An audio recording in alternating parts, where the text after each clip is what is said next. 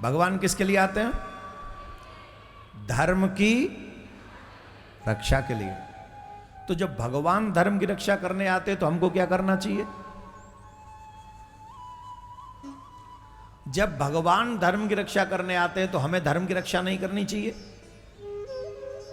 भगवान का सामर्थ्य बड़ा है, वो पूरे विश्व में धर्म की रक्षा कर सकते हैं। मेरा सामर्थ्य उतना बड़ा नहीं है, तो मैं कम से कम अपने घर में तो रक्षा कर सकता हूं। अपने घर में तो शराबियों को रोक सकता हूं, अपने घर में तो गुटखा खाने वालों को रोक सकता हूं, अपने घर में तो जुआ खेलने वालों को रोक सकता हूं, अपने घर में तो मांस खाने वालों को रोक सकता हूं, अपने घर में तो दूसरों की चुगली निंदा करने वालों को रोक सकता हूं,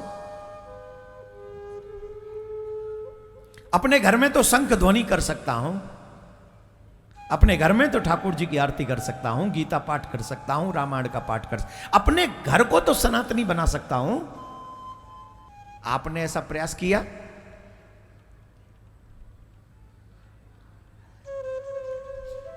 हमारी प्रॉब्लम जानते हो क्या है? हम भगवान को मानते हैं, भगवान की नहीं मानते। हम रामायण को मानते हैं, रामायण की नहीं मानते। हम भागवत को मानते हैं, भागवत की नहीं मानते। हम गुरु को मानते हैं, गुरु की नहीं मानते। जिस दिन हम कृष्ण को मानने के साथ साथ कृष्ण की भी मानने लग जाएंगे, हम विश्वास से कहते हैं उस दिन तेरे घर में कृष्ण अवतार हो जाएगा, उसी दिन हो जाएगा। उसी दिन कृष्ण अवतार होगा। सिर्फ कृष्ण को मानो मत, कृष्ण की मानो। कृष्ण की माननी पड़ेगी बात। जिस समय भगवान श्री कृष्ण ने कंस का वध किया था, जो जरासंध की दो पुत्रियां थी, अस्थि और प्राप्ति, वो दोनों जरासंध की पुत्रियां थी जो कंस की पत्नियां थी। दोनों ने जाके जब रुदन किया अपने पिता के आगे, तो जरासंध ने मथुरा के ऊपर 17 बार चढ़ाई की, और 17 बार जब चढ़ाई की, भगवान ने जरासंध को 17 बार परास्त किया। 18वीं बार जरासंध ने एक उपाय किया कि सभी ब्राह्मणों को बंदी बना लिया, और ब्राह्मणों को बंदी बनाकर उनसे कहा कि तुम मेरी विजय के लिए यज्ञ करो। अगर मेरी विजय नहीं हुई तो मैं तुम्हें एक ही दंड दूंगा, वो है मृत्यु दंड। जरासंध ने कहा कि अगर मेरी रक्षा नहीं हुई, मेरी विजय नहीं हुई, तो तुम्हें एक ही दंड मिलेगा, वो मृत्यु दंड। ध्यान रखो। बेचारे ब्राह्मण मृत्यु के भय से यज्ञ करने लगे। अब अगर जरासंध की विजय न हो तो वेद मंत्र झूठे हो जाएंगे और ब्राह्मणों की हत्या होगी, वो अलग। तो भगवान ने एक उपाय किया। भगवान रात्रि में सब मथुरा वासियों को द्वारका पहुंचा दिया, और द्वारका पहुंचाकर कालिय वन के सामने अकेले गए युद्ध करने। बोले काहे सेना से लड़ते हो? हम और तुम लड़ते हैं, मल्ल युद्ध करेंगे। तुम जीते तो तुम्हारी विजय, हम जीते तो हमारी विजय। बोले हाँ, ये भी ठीक है। कालियवन के साथ युद्ध प्रारंभ किया। भगवान युद्ध करते करते रण छोड़ के भागे। कालियवन का वध मुचकुंद जी महाराज के द्वारा करवाया। मुचकुंद जी गुफा में सोए हुए थे। ठाकुर जी ने अपनी पीतांबर उनको उड़ा दिया। ठाकुर जी ने जब पीतांबर उड़ाया और आगे गुफा में छिप गए, तो कालियवन को लगा कि ये कृष्ण सोए।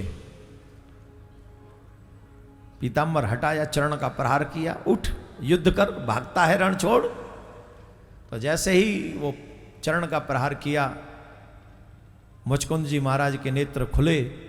नेत्र खुलते ही उनकी दृष्टि पड़ी, और दृष्टि पड़ते ही कालियवन जलकर नष्ट हो गया।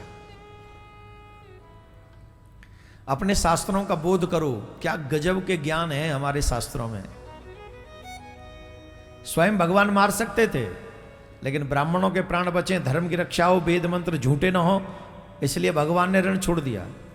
बोले मरेगा तो सही, मेरे थ्रू नहीं तो मैं मरवा दूंगा तुझे। लेके चले गए मुचकुंद गुफा में। धौलपुर के पास में है वो मुचकुंद गुफा। वहां ले गए और जाके मुचकुंद जी की दृष्टि पड़ी और वो जल गया। अब जला क्यों? मुचकुंद जी महाराज ने देवताओं के साथ मिलकर दैत्यों से युद्ध किया था और दैत्यों को परास्त किया था, देवताओं की विजय करवाई थी। देवताओं की विजय कराई मुचकुंद जी महाराज ने, और जब विजय हो गई तो देवता प्रसन्न हुए, कहा हमसे वरदान मांग लो। बोले एक ही वरदान दे दो। बोले क्या? आपके साथ मतलब इन दैत्यों से लड़ते लड़ते बहुत समय हो गया, मैं थक गया हूं और अब मैं विश्राम करना चाहता हूं। मुझे कोई जगाए ना, मेरी दृष्टि पड़े वो जलकर नष्ट हो जाए, ऐसा वरदान दे दो। महाराज वो तब से सो रहे हैं, मुचकुंद जी महाराज तब से, और सो ही जा रहे हैं।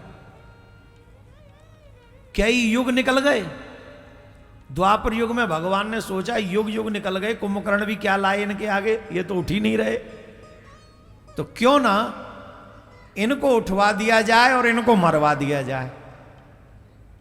वहां मुचकुंद जी महाराज को उठा दिया जो युगों से सो रहे थे, यहां कालियवन को मरवा दिया उनकी दृष्टि पड़ते ही। ऐसे भगवान धर्म की रक्षा करते हैं, भगवान का यही स्वभाव है।